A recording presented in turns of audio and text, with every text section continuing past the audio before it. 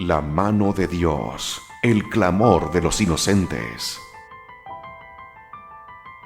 El siniestro mundo de la industria del asesinato de inocentes a través del testimonio de conversión del Dr. Bernard Nathanson. La exposición del satánico mundo del aborto, de la voz del autor de 75,000 abortos, quien, aferrándose de la mano de Dios, ha saltado a la vida en la Iglesia Católica.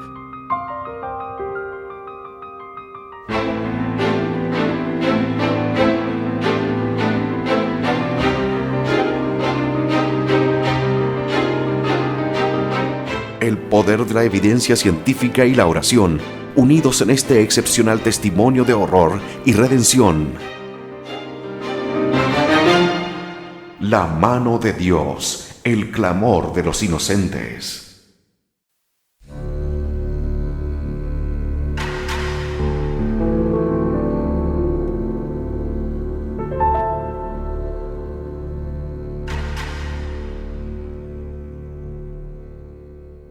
Mi asquerosa experiencia.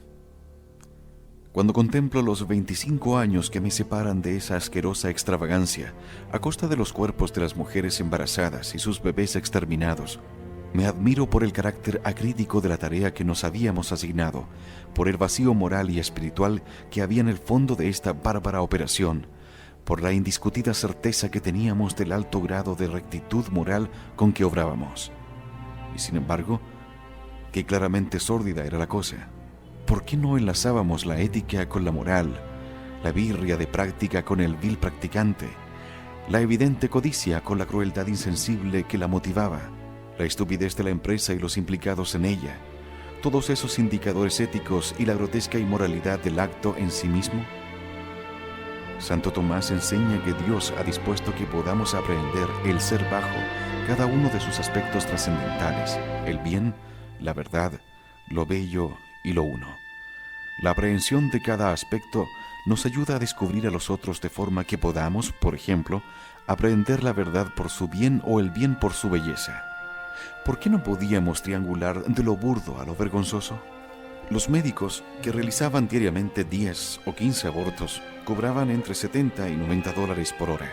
Un ginecólogo podía ejercer su especialidad en Lexington, Kentucky, de lunes a viernes, ir entonces en avión a la ciudad de Nueva York, trabajar 5 turnos de 8 horas en la clínica durante el fin de semana y volver para retomar su ejercicio el lunes por la mañana. Ganaba $185,000 en un año de trabajo en la clínica. Según el protocolo que yo había diseñado, se exigía a los abortistas examinar a simple vista el contenido de la bolsa de grasas que colgaba en el extremo del aparato de succión, comprobando que estaba presente la cantidad apropiada de partes fetales. Tenían, por lo tanto, que examinar personalmente los restos de quizás una docena de abortos cada día de trabajo.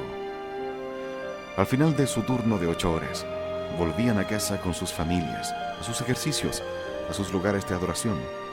Muchos de los médicos no judíos acudían a la iglesia. Los judíos eran, en su mayor parte, judíos reformistas o ateos como yo. La clínica era una cuadrilla de delincuentes profesionales.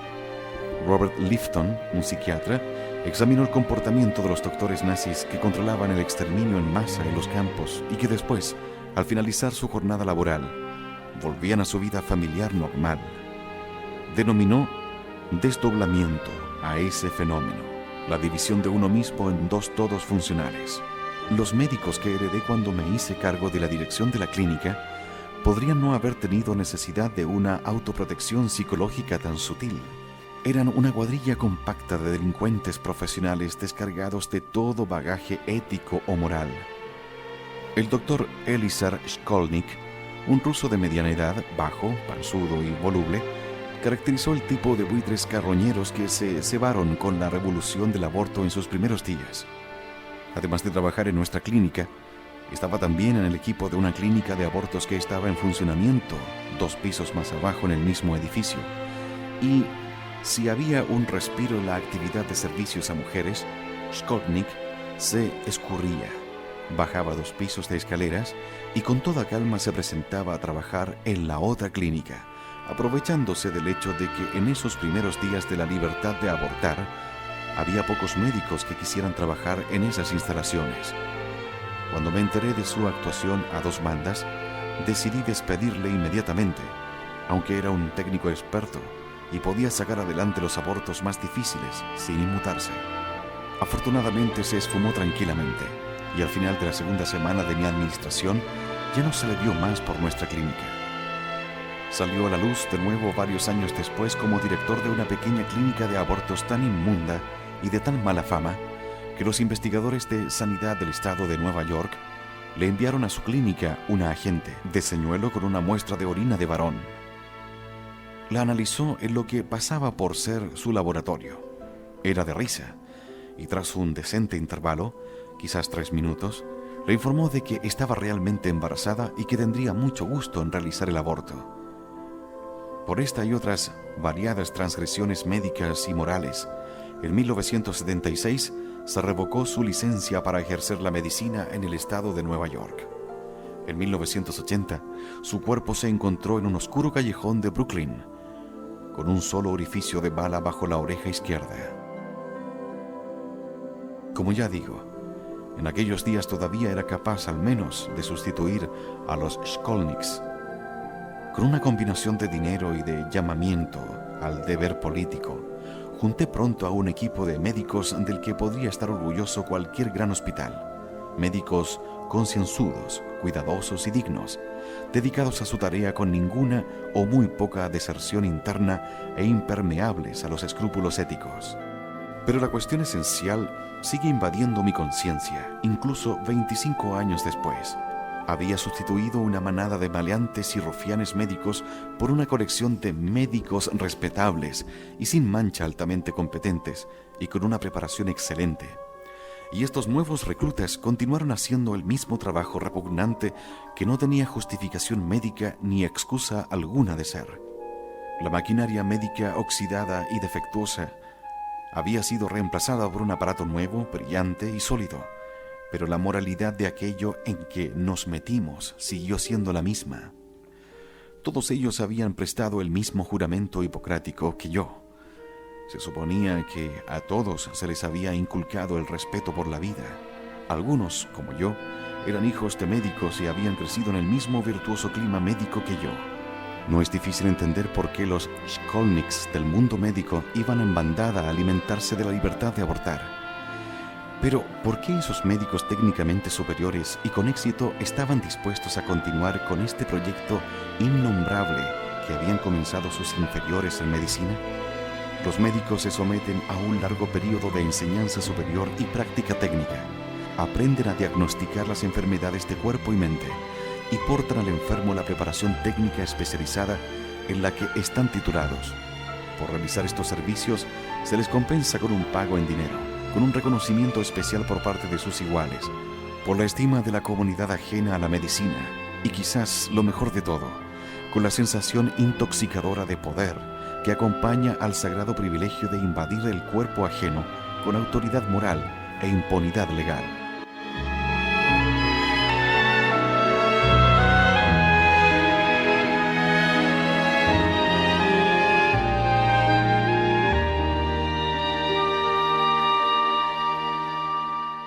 Los grandes médicos de la antigüedad fueron profundamente espirituales. Una sucinta descripción de un médico es, pues, esta: un técnico altamente especializado que diariamente está expuesto a un material tremendamente poderoso y a tentaciones espirituales. Tengo la experiencia de que en el mundo de la medicina, solo aquellos que tienen un inamovible pilar espiritual interior para soportar el peso inmenso de las obligaciones y responsabilidades médicas sobreviven intactos al cebo de la tentación mundana. El flujo ininterrumpido de dinero, el encanto de la adulación y los efectos embriagadores de los privilegios especiales. No es casualidad que los grandes médicos y científicos de la antigüedad fueran profundamente espirituales. Hipócrates prestó juramento a los dioses. Aristóteles, quizás el mayor científico empírico de todos los tiempos, veneraba la idea de Dios como el primer motor. Claudio Galeno, que trabajó a partir de Aristóteles e Hipócrates, desde el principio se declaró monoteísta y fue apreciado por médicos árabes y judíos que siguieron su estela. Y el rabí Moisés ben Maimónides, que fue codificador del Talmud. Era un médico de talento en la corte de Saladino en Egipto y escribió la Guía de Perplejos, que buscaba aunar los elementos de la espiritualidad con la ciencia de la medicina. William Harvey, el descubridor de la circulación de la sangre, estaba convencido de la existencia de una inteligencia creadora suprema y era un celoso practicante de su religión protestante. Sin esa guía absoluta de la virtud, los médicos, expuestos como están a mayores tentaciones que la mayoría de la gente, también pueden con facilidad caer más bajo. Sin embargo, sigue siendo verdad que los abortistas, incluso hoy, tras más de 2 décadas de aborto a la carta en Norteamérica, tienden a proceder de las clases más bajas de la profesión médica. De hecho, esto puede ser mayor verdad ahora que a principios de los 70. En mayo de 1991, un grupo de investigación de salud ciudadana publicó un informe titulado 9.479 médicos discutibles. Este grupo convenció a los departamentos de sanidad de 41 estados y del Distrito de Columbia para que les proporcionaran una lista de todos los médicos sancionados desde 1985, inclusive. Obtuvo una información similar de la Inscripción General del Departamento de Salud y Servicios Humanos de los Estados Unidos y de Food and Drug Administration, y también recabó datos del Registro Federal de Médicos y Dentistas cuyos privilegios para recetar fármacos controlados hubieran sido revocados, restringidos o denegados. En total, los médicos listados habían incurrido en 23 tipos de sanciones disciplinarias, desde la revocación de la licencia a la reprimenda en privado. Habían cometido 16 tipos de irregularidades, desde sentencias penales a la alteración de historias de pacientes, y habían cometido 32 tipos distintos de faltas de mala conducta, incluyendo la realización de un aborto delictivo, sea lo que significa eso después de Roe versus Wade, comisión de conducta impúdica y abuso sexual de persona distinta al paciente o de persona no especificada. El informe llegó a la grave conclusión de que el Sistema Nacional para Proteger al Ciudadano de la Incompetencia y Negligencia Médicas dista de ser satisfactorio. De hecho, solo en unos pocos estados, las autoridades sanitarias buscan de forma activa, antes de recibir quejas, a los médicos incompetentes e incluso a los que habían sido sancionados en otros estados, para prevenir así malas conductas y cuidados deficientes. Muchos doctores sancionados son reincidentes o han sido sancionados en más de un estado. El informe sostiene que todavía se aplica poca disciplina y que solo un pequeño porcentaje de médicos que dañan a sus pacientes se enfrentan a sanciones por parte de los estados.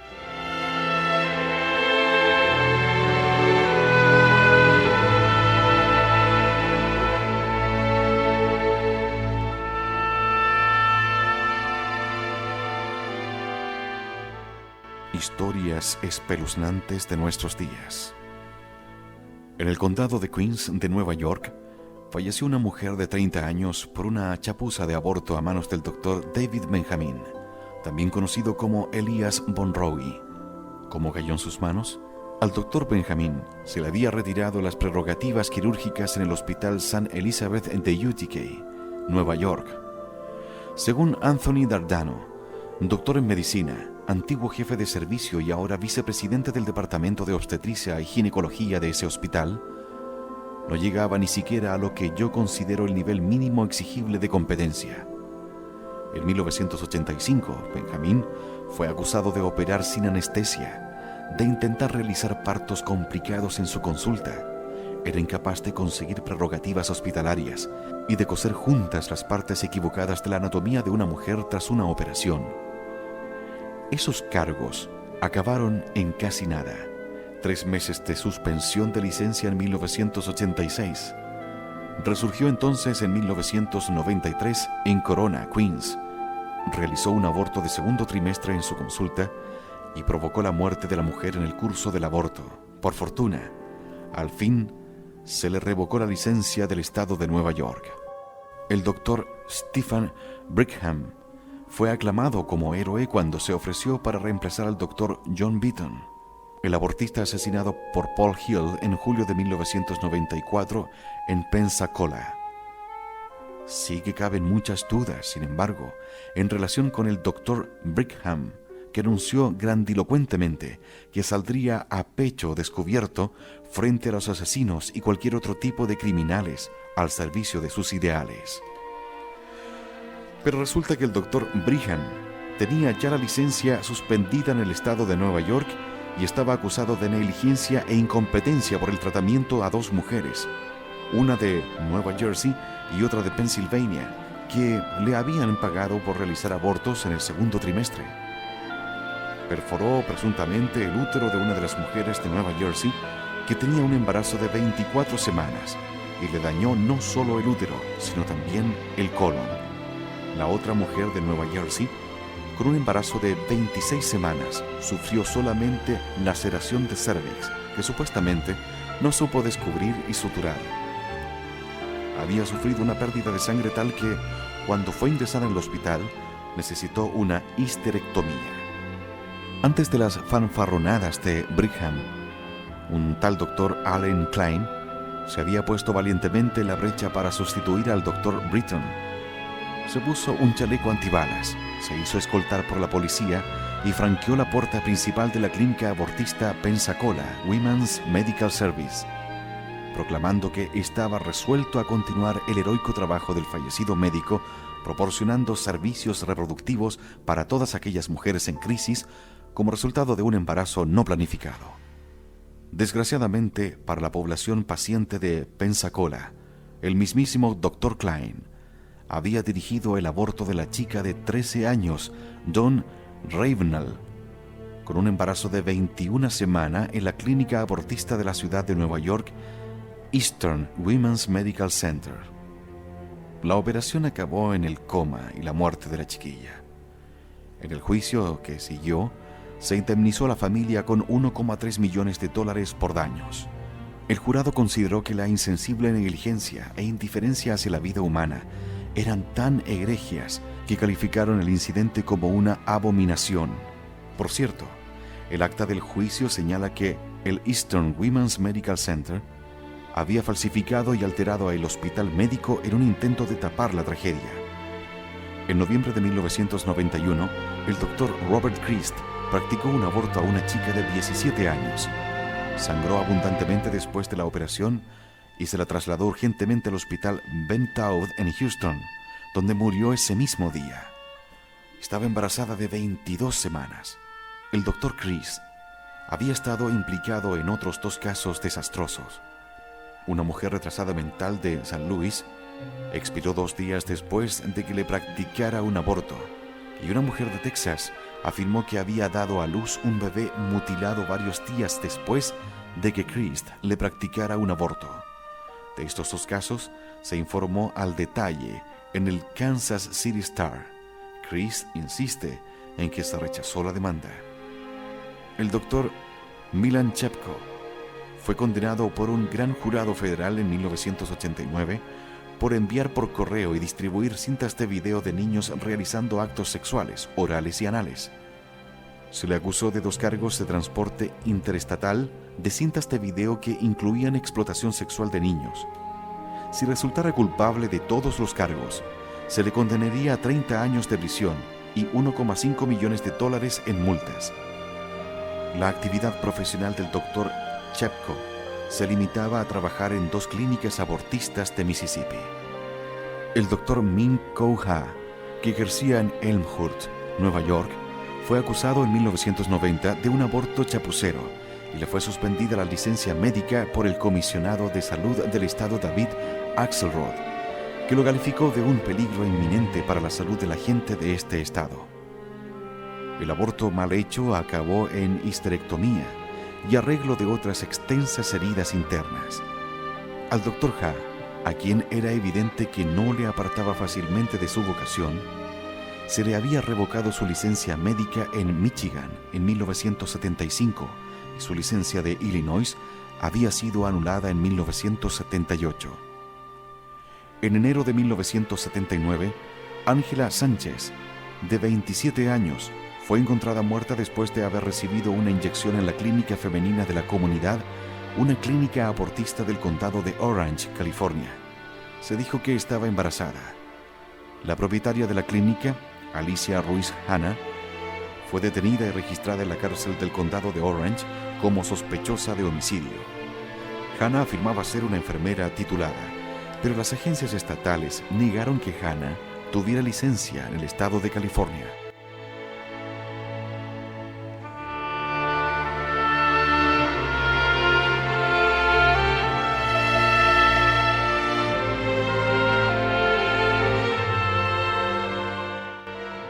El líder de la manada de hienas abortistas.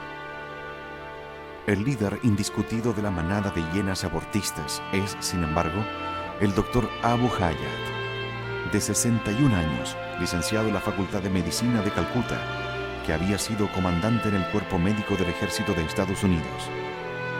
Se le otorgó una licencia para ejercer la medicina en el estado de Nueva York el 6 de septiembre de 1973, y su licencia siguió siendo válida hasta la macabra serie de incidentes en cuestión. Hayat llevaba su taller de abortos con un exquisito cuidado por el secreto absoluto y la mágica oblicuidad que cabría esperar de una operación de la CIA, fomentando una revolución en América Central. Anunciaba sus servicios en el periódico de lengua española El Diario y hacía que las embarazadas acudiesen a una consulta que hacía de pantalla en Brooklyn. Las llevaba entonces. Evidentemente no pensaba que fuera necesario vendarles los ojos, aunque de haberlo hecho así, alguna habría desertado de la operación de puro terror, salvándose de las odiosas maquinaciones de este monstruo, a su consulta en la Avenida A y la calle Quinta, en el este de Manhattan. En este lugar era donde se exhibía la incompetencia profesional, la venalidad colosal y la perfecta maldad sin conciencia del hombre. El Departamento de Sanidad de Nueva York dirigió la toma de declaraciones para aclarar la mala conducta profesional del Dr. Hayat. Las declaraciones tuvieron lugar los días 3, 4 y 17 de diciembre de 1991. Hayat no se dignó a aparecer en ninguna de ellas. En el curso de las declaraciones, salió a la luz que una mujer llamada Rosa Rodríguez había ido a la oficina pantalla de Hayat el 25 de octubre de 1991 en Broadway, número 296, en Brooklyn. Pensaba que estaba embarazada de 3 o 4 meses y en respuesta al anuncio de Hayat en el diario, decidió acabar con el embarazo. 2 empleados de Hayat la llevaron a toda prisa al taller de abortos de la calle Quinta de Manhattan, donde se le dijo que el aborto le costaría $1,500. Señaló que solo llevaba $1,000 encima.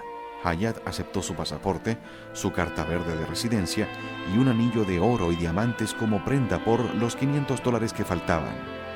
Entonces la exploró, la anestesió y la insertó laminaria en el cérvix en un intento de que éste se dilatase lo suficiente para realizar el aborto al día siguiente.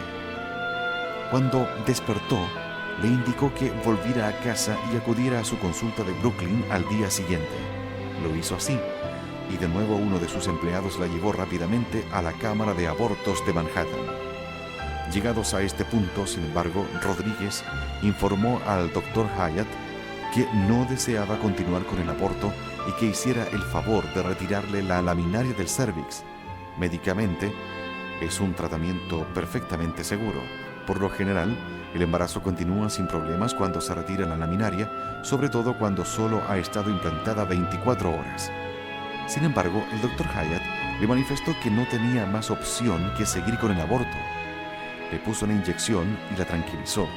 Cuando despertó le dijo que había retirado la vieja medicación, la laminaria original, y la había sustituido por otra. Entonces le indicó que volviera al día siguiente a su consulta de Manhattan, pero que bajo ningún pretexto debía llamar a acudir a un hospital. Si experimentaba algún efecto perjudicial debía llamar a uno de sus empleados de la consulta de Brooklyn. Pero Rodríguez no llevaba embarazada 3 o 4 meses, sino que estaba en el 32ª semana. Esa noche, del 26 de octubre de 1991, comenzó a sentir un fuerte dolor abdominal y contracciones de parto.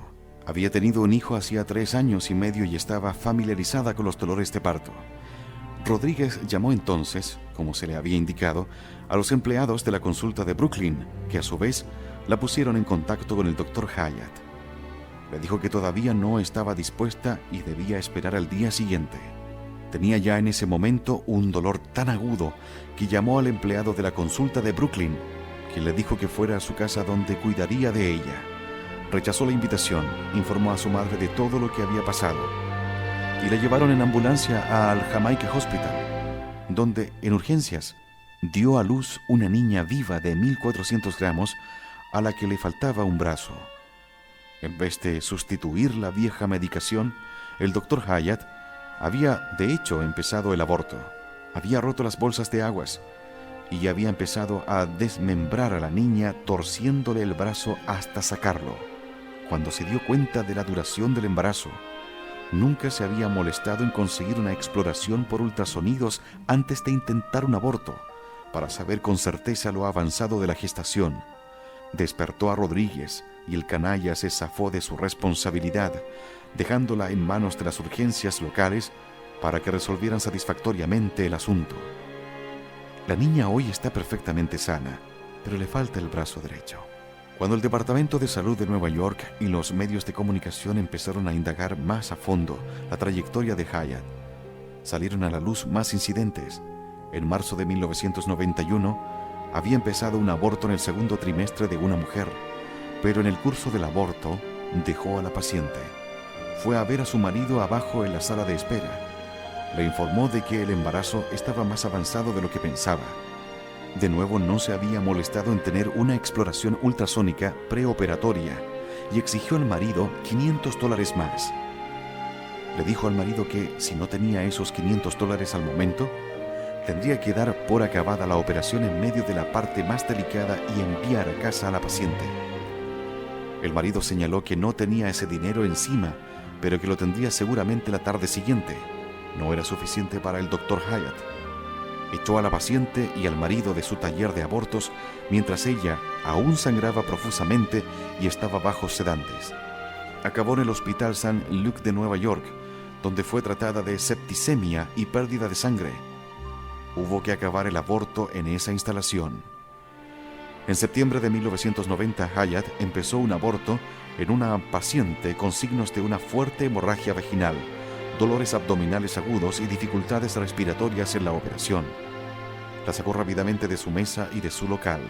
Acabó en el Centro Médico del Condado Kings de Brooklyn al día siguiente con una tremenda sepsis y coagulopatía intravascular extendida, un defecto en el sistema de coágulos de la sangre que pone en riesgo la vida. También le perforó el útero. Murió de shock séptico el 26 de septiembre de 1990. En julio de 1988, Hyatt realizó un aborto en una mujer que tenía un embarazo de 17 semanas. Durante el proceso empezó a sangrar en abundancia, pero él le dijo que la hemorragia era normal y que no corría ningún riesgo volviendo a su casa. Continuó, sin embargo, con grandes dolores y 2 días después volvió a su consulta, donde le practicó un tratamiento adicional sin especificar y la volvió a mandar a casa. Después de estar en casa 12 horas, empezó a echar defecaciones por la vagina. Se la condujo deprisa al hospital North Central Bronx, donde se descubrió que no solo Hyatt le había perforado el útero en el curso del aborto, sino que también había dañado el intestino grueso, colon, creando una fístula uterocólica, un canal de comunicación anormal entre el útero y el intestino. También había descuidado quitar algunas partes del cráneo del feto, que se encontraron después sueltas en el cérvix de la paciente.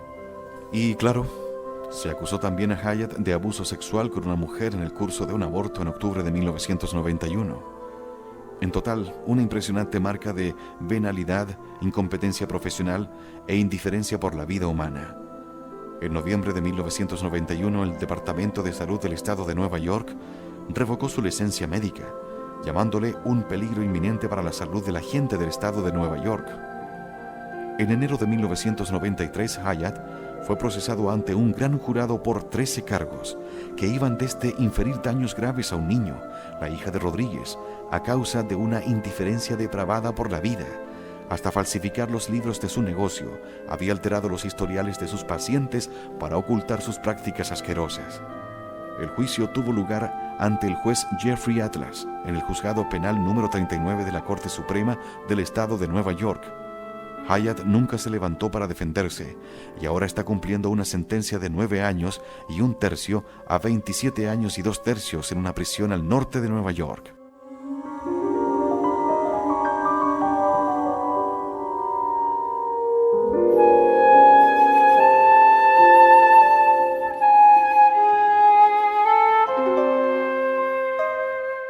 No todos los que hacen abortos son monstruos de la medicina, ni todos los monstruos de la medicina hacen abortos. Por ejemplo, el doctor Michael Swango, un residente de psiquiatría del Hospital Universitario de Stony Brook en Nueva York, fue suspendido del ejercicio en octubre de 1993 por ocultar que había sido condenado una vez por envenenar a sus colaboradores. En concreto, había estado cumpliendo 2 años en una prisión de Illinois por echar veneno para hormigas en la comida de sus auxiliares. Y en Wilmington, Carolina del Norte, se suspendió de licencia al doctor Raymond Seattle, un neurocirujano, por dejar el cerebro de un paciente al aire durante 25 minutos mientras se iba a almorzar. Recibió también una reprimenda por olvidar los nombres del instrumental quirúrgico que necesitaba en la operación, por ordenar a una enfermera realizar perforaciones en la cabeza del paciente e intervenir en la corteza cerebral sin que ella tuviera la preparación requerida, y por ordenar una transfusión intravenosa de fluidos para él, el cirujano, durante la operación porque se sentía a punto de desvanecer. Puede también suceder que la atención de los medios de comunicación se centre más claramente en las desventuras del negocio del aborto, porque el aborto en sí ya es un tema explosivo. No obstante, las consultas con las más importantes empresas de seguros que cubren las principales negligencias médicas revelan que el aborto es una de las 3 o 4 negligencias que acaparan más litigios en los Estados Unidos. Tanto es así que, siendo el aborto de primer trimestre un tratamiento de relativa sencillez técnica, las compañías lo clasifican como cirugía principal, y cualquier médico que realiza abortos y desea cobertura por negligencia debe pagar mayores pólizas que otros que realizan tratamientos comparables en sencillez. Mi propia experiencia en servicios a mujeres me lleva a concluir que el problema abortista es inherente al aborto y lo previsible es que vaya a peor, no a mejor. Como señalaba, mi primer cometido cuando me hice cargo de servicios a mujeres era librar de morralla médica y auxiliar al equipo médico y reorganizar el sistema con los paramédicos de una instalación universitaria. De hecho, fuimos anfitriones e instructores de muchos otros prestigiosos médicos y organizaciones que deseaban montar una operación semejante, incluyendo el grupo de Planned Parenthood. Aunque no solo ellos. Publicamos nuestras estadísticas en revistas médicas prestigiosas como el New England Journal of Medicine y el American Journal of Obstetrics and Gynecology. El resultado de este proceso de legitimación fue, como podría haber pronosticado cualquier economista competente, desastroso para la salud económica del equipo médico. Reduje la franja de retribuciones de los médicos que practicaban abortos hasta el punto de que podíamos ofrecer abortos por $125 la unidad, el número mágico de Medicaid, en vez de la tarifa de $200, que era la más corriente cuando llegué. Antes de hacerme cargo, los médicos ganaban $75 por aborto, un sistema que originaba múltiples abusos, incluyendo médicos que se peleaban por los pacientes y declinaban los abortos difíciles porque requerían más tiempo.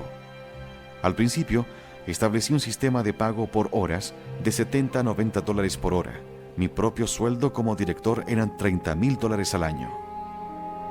Al surgir otras clínicas, muchas con médicos competentes y concienzudos a la cabeza de sus equipos, al menos al principio se hizo más intensa la competencia por el dinero del aborto.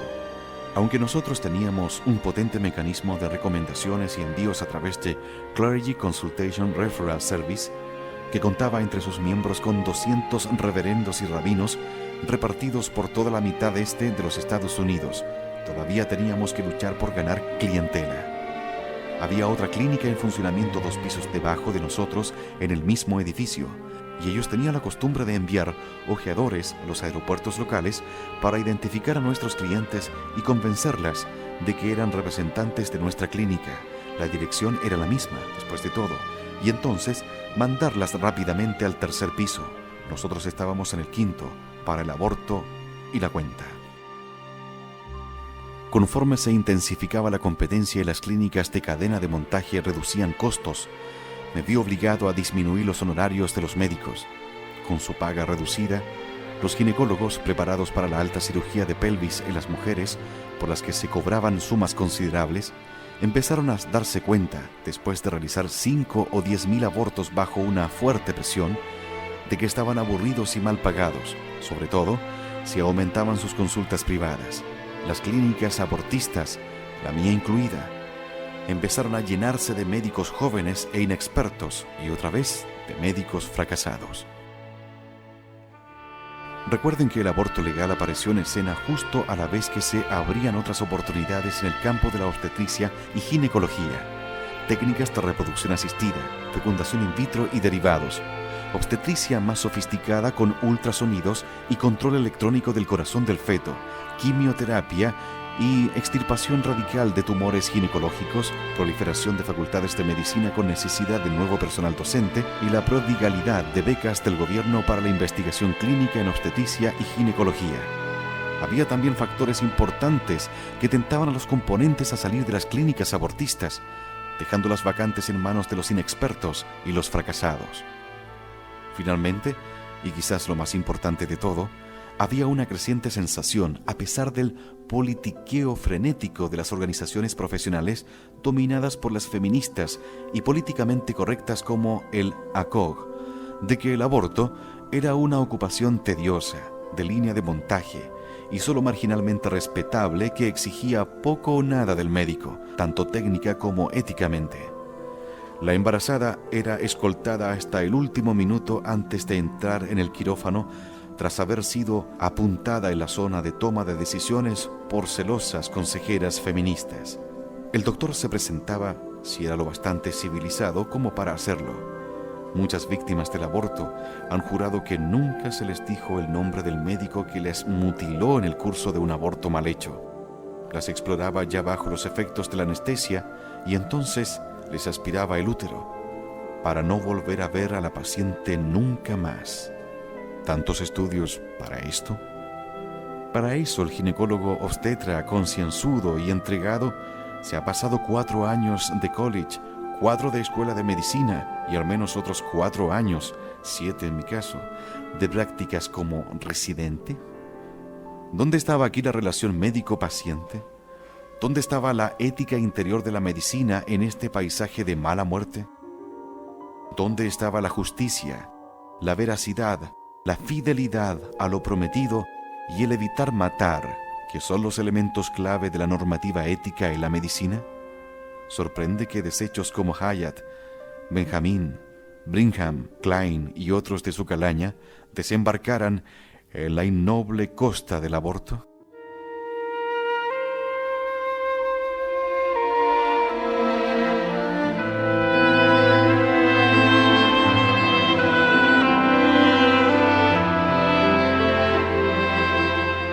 El doctor David Grimes, catedrático de obstetricia y ginecología en la Facultad de Medicina de la Universidad del Sur de California en Los Ángeles, publicó recientemente un artículo en la sede central del ACOG en el que se lamentaba de la carencia de proveedores de abortos en Estados Unidos y señaló que el 83% de los condados de Estados Unidos carecían de proveedor. El doctor Grimes ha estado a la vanguardia del movimiento proabortista.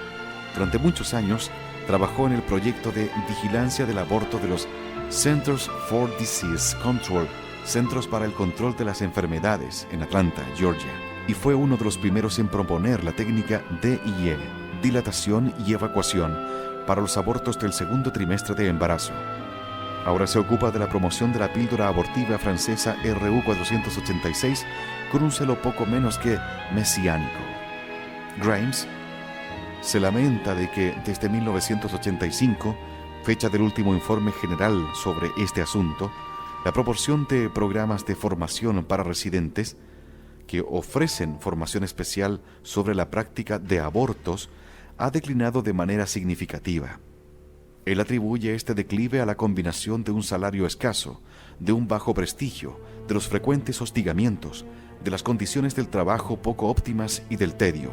Grimes no se detiene en los aspectos éticos del proceso, ni tampoco cuestiona la razón por la que esta operación concreta en el seno del inmensamente amplio espectro de los procedimientos quirúrgicos debería aislarse como un fracaso en contraposición a otros muchos procedimientos también tediosos de la medicina moderna. Al decir verdad, él incluye el bajo prestigio en su lista de desincentivos para practicar abortos, y creo que se trata de un circunloquio epistemológico para aventurar que la destrucción deliberada de un ser vivo, probablemente humano, es una práctica anatémica para todos los médicos, salvo para el menos preocupado por la ética, y puede ser tachada, de manera justificada, de bajo prestigio en la comunidad médica. El doctor Ralph Hall, ahora director ejecutivo de ACOG, intenta explicar la falta de ginecólogos obstetras deseosos de practicar abortos, argumentando que muchos de los obstetras más veteranos ya no practican abortos porque sus pacientes han envejecido con ellos y ya no están en edad reproductora. Sin embargo, parece que son los ginecólogos obstetras más jóvenes, formados en la era del ultrasonido y con retos claramente más valiosos ante ellos, quienes están llevando la vanguardia médica lejos del aborto y dejándolo a los matasanos y charlatanes. De hecho, desde 1991, solo el 12% de los programas de formación para residentes solicitó formación sobre abortos durante el primer trimestre de embarazo.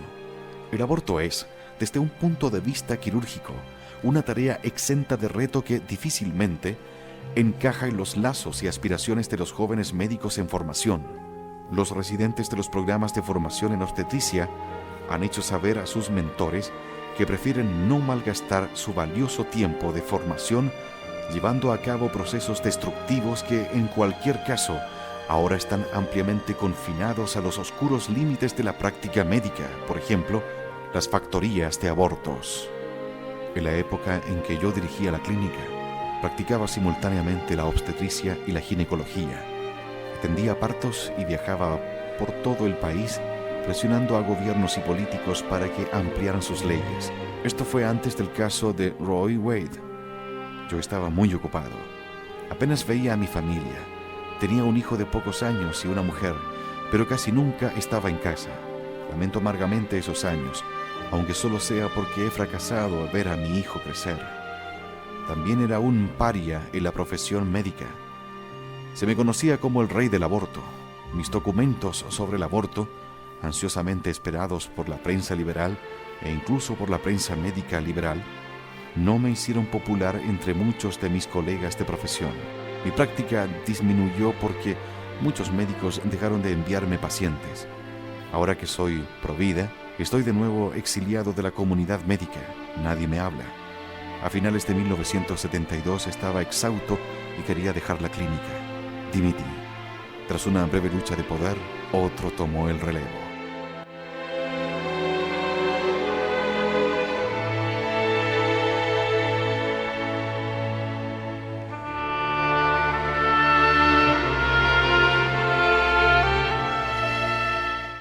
Los ultrasonidos nos introducen en un mundo nuevo. Cuando dejé la clínica y pasé a ser jefe del servicio de obstetricia en el Hospital St. Luke's, por primera vez en esos años tenía un poco de tiempo y espacio para pensar. Estoy seguro de que no fue casualidad, la mano de Dios estaba presente, que justo a la vez empezamos a instalar en el hospital una nueva tecnología maravillosa. Eran los ultrasonidos, que abrían por primera vez una ventana en el vientre. Empezamos también a observar el corazón del feto en monitores electrónicos cardíacos fetales. Por primera vez, empecé a pensar sobre lo que verdaderamente habíamos estado haciendo en la clínica. Los ultrasonidos nos introdujeron en un nuevo mundo. Por primera vez, podíamos ver de verdad al feto humano, medirlo, examinarlo, mirarlo y, desde luego, crear un vínculo con él y quererlo. Empecé a hacer eso. Las imágenes ultrasónicas del feto producen un impacto increíblemente fuerte en quien las ve. Un estudio en el New England Journal of Medicine demostró lo poderosa que es esa tecnología. Hace unos 10 años, un artículo de esa revista informaba que de 10 embarazadas que acuden a una clínica abortista y a quienes se les mostraban imágenes ultrasónicas del feto antes del aborto, solo una seguía adelante con el aborto. 9 salían de la clínica encinta. Eso muestra lo fuerte que es el vínculo que se crea. Yo mismo empecé a tenerlo con el no nacido. Yo, que había dirigido más de 60,000 muertes, empecé a escribir sobre la vida. A pesar de que seguía practicando abortos por los que me parecían motivos justificados, ya no estaba seguro de que el aborto a la carta fuera bueno. En 1974 me senté y escribí un artículo para el New England Journal of Medicine. No era un artículo pro vida, pero en él articulaba mis dudas y temores crecientes sobre lo que había estado haciendo. Declaré categóricamente que había dirigido más de 60,000 muertes y dije que el feto era vida. Dije que era un tipo de vida particular, pero vida, y debíamos ser respetuosos con cualquier tipo de vida. En ese artículo formulé indirectamente varias preguntas sobre por qué médicos que habían jurado defender la vida realizaban abortos. Hacía preguntas, pero aportaba pocas o ninguna respuesta. Incluí la siguiente frase: ya no quedan serias dudas en mi cabeza de que la vida humana existe en el vientre desde el comienzo mismo del embarazo, a pesar del hecho de que la naturaleza de la vida intrauterina haya sido objeto de considerable discusión en el pasado. Esta es una declaración que ahora, 20 años después, debe ser corregida por la nueva información de que disponemos sobre la genética y la reproducción asistida, fecundación in vitro y derivados científicos. Si lo escribiera hoy, tendría que afirmar que la vida humana comienza antes incluso, con el complejo proceso de la fecundación, un milagro de la química, física y biológica molecular que tiene lugar en la trompa de Falopio. Cuando el óvulo fecundado, que ya se ha dividido y ha empezado a organizarse, llega al útero, la vida está presente por lo menos desde hace 3 días. Pero no me estoy adelantando. En ese artículo de 1974 también escribí lo siguiente: la vida es un fenómeno interdependiente para todos nosotros. Es un aspecto continuo que comienza en el útero y acaba con la muerte. Las bandas del espectro se designan con palabras tales como feto, bebé, niño, adolescente y adulto.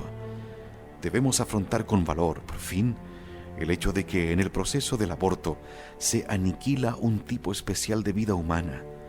Y dado que la mayoría de los embarazos se lleva a término con éxito, el aborto debe verse como la interrupción de un proceso que de otro modo habría engendrado un ciudadano del mundo. Negar esta realidad es el tipo más burdo de evasión moral.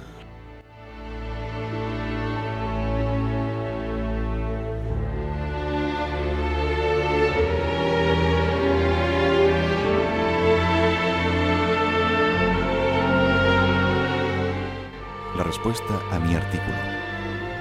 Fueron afirmaciones un tanto modestas, apenas las de un provida bastante perdido, pero dieron rienda suelta a una increíble corriente de emoción.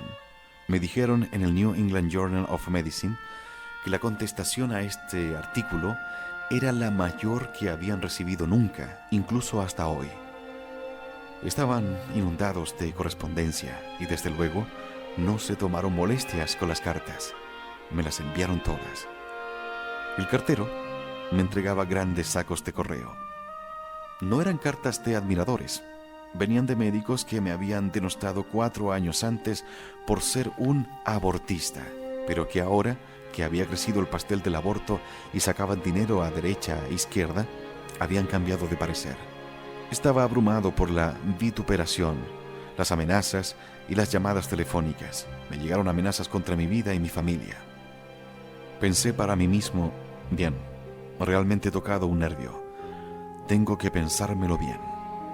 Seguí practicando abortos en 1976. Realizaba abortos y traía niños al mundo, pero las tentaciones morales iban creciendo y se iban haciendo intolerables.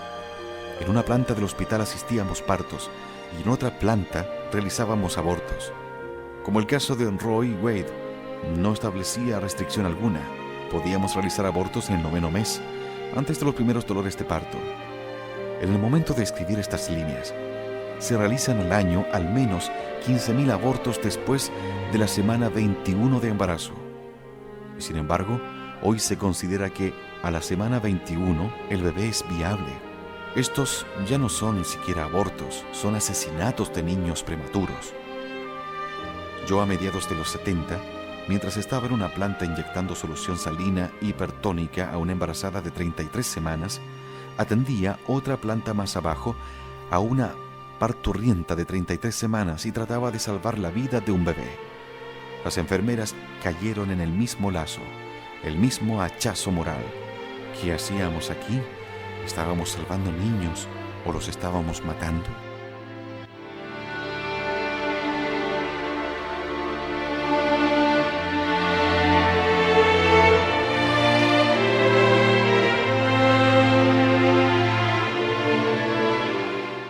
Mi último aborto. Por fin restringí la práctica del aborto a aquellos casos en los que juzgaba que existía una imperiosa necesidad de abortar. Esto era a finales de los 70. Incluía la violación y el incesto entre esos casos. En este periodo escribí un libro titulado La América que aborta. En él hice una lista de numerosas condiciones que podrían justificar un aborto. Realicé 2 o 3 abortos en 1978 y en 1979, el último de todos. Había llegado a la conclusión de que no había nunca razón alguna para abortar. La persona que en el vientre es un ser humano vivo. Y no podíamos seguir haciendo la guerra a los seres humanos más indefensos. Después de mirar los ultrasonidos, ya no podía seguir como antes, pero esa conversión era un suceso puramente empírico. Esta maravillosa tecnología nos ha permitido, desde su aparición, conocer más sobre el feto que en toda la historia de la medicina que ha precedido a esta técnica. Para poder darles una idea de la inmensa influencia de esta nueva tecnología en la práctica de la obstetricia y el conocimiento del feto, déjenme decirles que hay un grueso libro titulado Índice Médico Cumulativo, que registra todos los artículos publicados en todas las revistas médicas del mundo. En la edición del índice de 1969 había, bajo el encabezado de Feto, Fisiología y Anatomía del, 5 artículos en la literatura mundial. En una época tan reciente como esa, no sabíamos casi nada del feto. Cuando se liberalizó en Estados Unidos el aborto a petición, la fetología básicamente no existía. En 1979 había 2.800 artículos y en 1994 había casi 5.000. Esta tecnología nos ha abierto un nuevo mundo.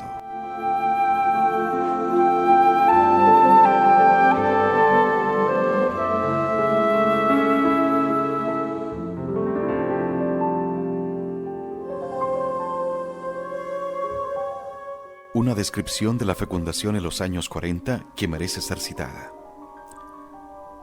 Hace 3 décadas, pese a estar escribiendo sobre algo tan pequeño que no se puede observar a simple vista, el Dr. George Kerner, gran endocrinólogo e investigador científico, fue el primero en aislar la progesterona, hormona vital femenina, una hormona esencial para el crecimiento y desarrollo del bebé no nacido. Pareció darse cuenta de que era la misma naturaleza oculta del desarrollo humano la que nos llevaba a infravalorarla de manera tan drástica. Su memorable descripción de la fecundación, escrita en los años 40, merece ser citada aquí. La fecundación del óvulo por el esperma es una de las grandes maravillas de la naturaleza, un acontecimiento en el que unos fragmentos increíblemente pequeños de vida son conducidos por fuerzas cósmicas hacia su fin asignado, el crecimiento de un ser humano vivo. Como espectáculo, solo puede compararse con un eclipse de sol o la erupción de un volcán. Es de hecho el más frecuente y cercano a nosotros de los cataclismos naturales, y sin embargo muy raramente puede observarse porque tiene lugar en una esfera que la mayoría de la gente no ve nunca. la región de los seres microscópicos. Después de la revelación de los ultrasonidos, empecé a repensar sobre la fase prenatal de la vida. Poco a poco, comencé a entender que hace 200 o 300 años, la infancia no se había entendido como un periodo especial de la vida, y que en el siglo XVII se hacía trabajar en fábricas a niños de 5 años. No ha existido el reconocimiento del fenómeno de la niñez o de sus necesidades hasta hace poco más o menos 100 años.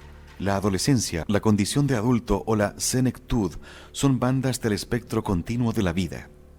Cuando empecé a estudiar fetología, caí por fin en la cuenta de que los 9 meses prenatales no son más que otra banda del espectro de la vida.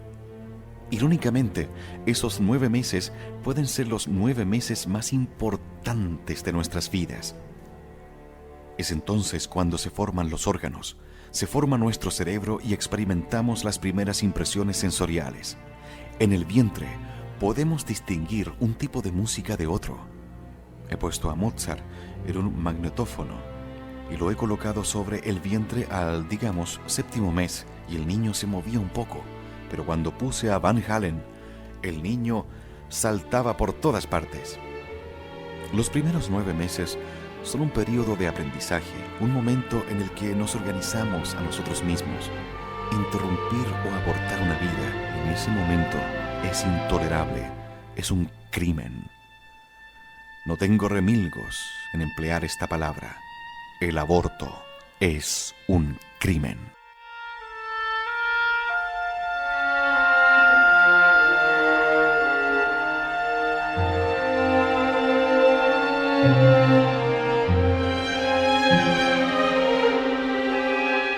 El aborto es un crimen. ¿Cuál es el estatus moral del feto? Si considero el aborto como un crimen, se debe a que tengo noción de su estatus moral. ¿Qué estatus moral le conceden al feto los que creen que el aborto es aceptable? El quid de la cuestión, tal como lo definen la mayoría de los teóricos pro aborto, es si el embrión, o más tarde el feto, debe ser considerado una persona. Es crucial para ellos llevar el debate a ese terreno porque no hay duda alguna de que hasta el embrión temprano es un ser humano. Todo su código genético y todos sus rasgos son indiscutiblemente humanos. Como ser, no cabe duda de que existe, está vivo, se autodirige y no es el mismo ser que la madre, siendo como es un todo unificado. ¿Qué es una persona? Así que la noción de persona se convierte en la cuestión crucial de si el aborto es moral. Pero ¿qué es una persona? Bonnie Steinbock, que se basa en gran medida en las obras de Joel Filnberg, explica una de las teorías más conocidas en un libro titulado La vida antes del nacimiento, el estatus moral y legal de embriones y fetos. La construye basándose en el criterio del interés, que sostiene que el estar en posesión de intereses es condición necesaria y suficiente. O dicho de otro modo, que los seres que tienen derechos tienen un estatus moral. Un poco circular ya es, pero espera un momento, que todavía falta lo mejor. Ella rechaza de plano la ética de Albert Schweitzer, del respeto por la vida, atacando fundamentalmente la repugnancia de Schweitzer a romper un hermoso cristal, que califica como algo confuso y poco práctico. Va entonces a la idea de autoconciencia y, por implicación, a la condición de persona. En el frontispicio de esta construcción están grabadas estas palabras: solo los seres con intereses pueden reclamar algo de los agentes morales. Los intereses se componen de creencias, objetivos, fines, preocupaciones. La sola vida biológica no implica un ser con intereses. Los seres que no sienten y no son conscientes permanentemente no pueden tener intereses. Sin intereses, no pueden tener un estatus moral. Hay, sin embargo, graves objeciones a definir al estatus moral en función de la posesión de intereses o la autoconciencia. El defecto básico es que no hay acuerdo general sobre qué es la autoconciencia, como podría decir Alistair MacIntyre. ¿Conciencia de qué? ¿Autoconciencia de quién? Una noción implica y a veces explica de la teoría de la conciencia es que requiere que haya alguna persona consciente de ser consciente de la conciencia de otra persona. En términos prácticos, solo los que tienen autoconciencia están cualificados para otorgar ese estado a otro ser, como si fueran monarcas otorgando el título de caballero, golpeando suavemente el hombro con una espada. En una época tan reciente como a mediados de los 60, se consideraba a los negros inhábiles para ser miembros del pleno derecho de los clubes de campo, las hermandades o los colegios profesionales. Les consideraban inhábiles los que se consideraban a sí mismos hábiles. ¿Pero quién consideraba hábiles a los consideradores?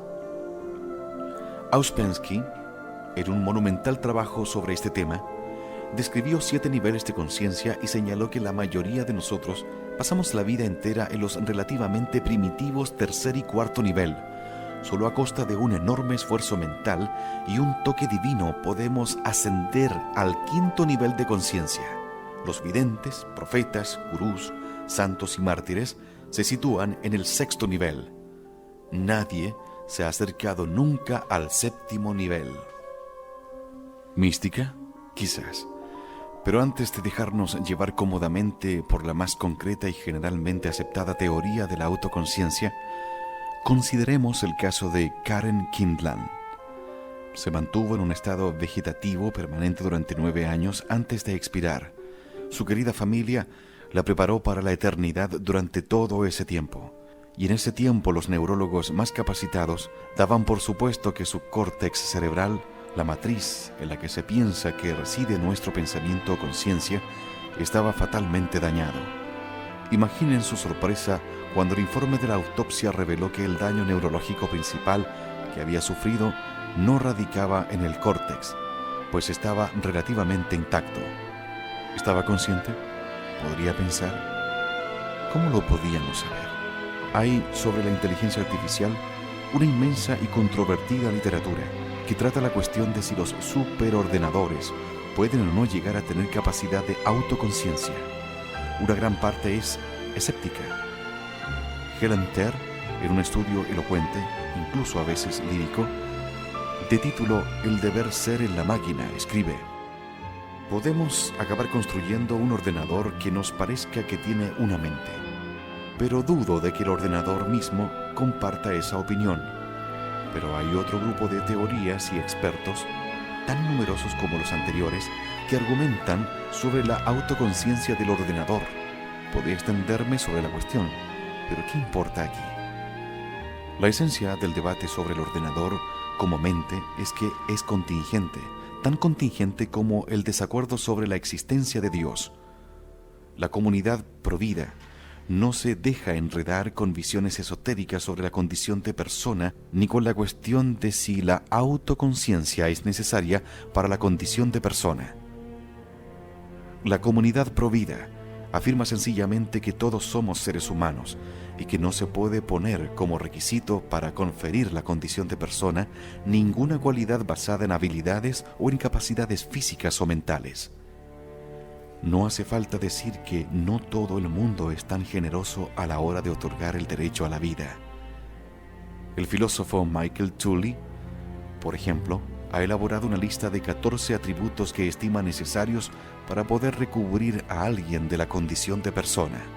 Estos atributos son la capacidad de sentir placer, dolor, la capacidad de desear, la capacidad de recordar hechos pasados, la capacidad de tener expectativas con respecto a hechos futuros, la conciencia del paso del tiempo, la propiedad de ser consciente de uno mismo de forma continua, en un sentido minimalista, como simple estructuración de estados mentales adecuadamente relacionados, la propiedad de ser consciente de uno mismo de forma continuada, en el sentido de puro ego, la capacidad de autoconciencia, la propiedad de tener estados mentales que impliquen actitudes proporcionales como las creencias o los deseos, la capacidad de entender episodios, la capacidad de razonar, la habilidad de solucionar problemas, la capacidad de utilizar el lenguaje y la habilidad de interactuar con los demás. Para ser sincero, no estoy muy seguro de que en un día en baja forma podría cumplir todos esos exigentes requisitos para ser una persona. Si no son esos los requisitos mínimos, estamos sin duda ante unas condiciones de admisión de alto nivel.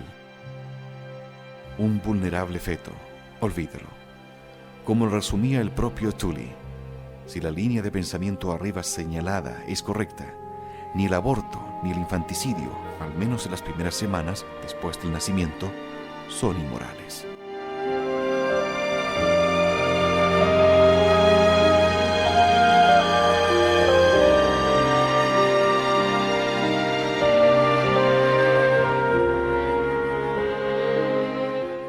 Teoría de la viabilidad. Otra teoría sobre el estatus moral del feto se basa en la viabilidad, si puede existir fuera del vientre materno.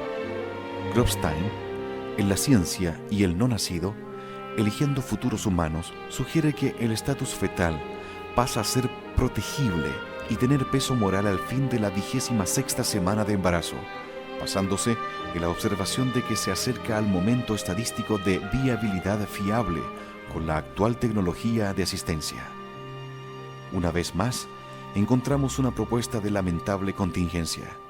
Los tiempos la han sobrepasado.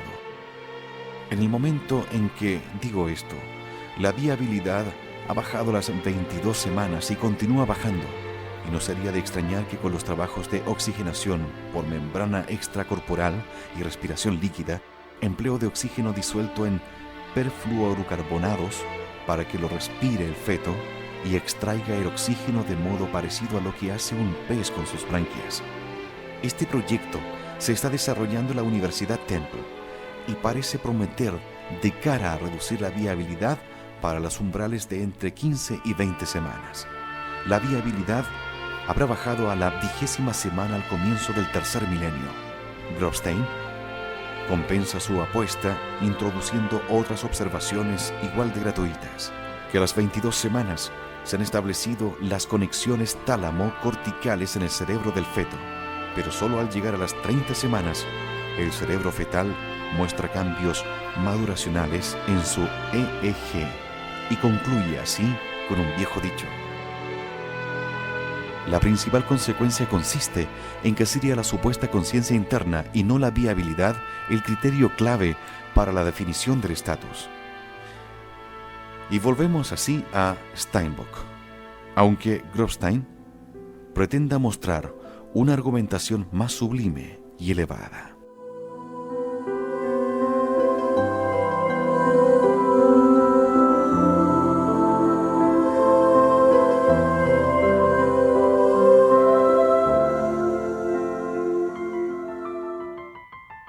La mano de Dios, el clamor de los inocentes. El siniestro mundo de la industria del asesinato de inocentes a través del testimonio de conversión del Dr. Bernard Nathanson. La exposición del satánico mundo del aborto, de la voz del autor de 75.000 abortos, quien, aferrándose de la mano de Dios, ha saltado a la vida en la Iglesia Católica.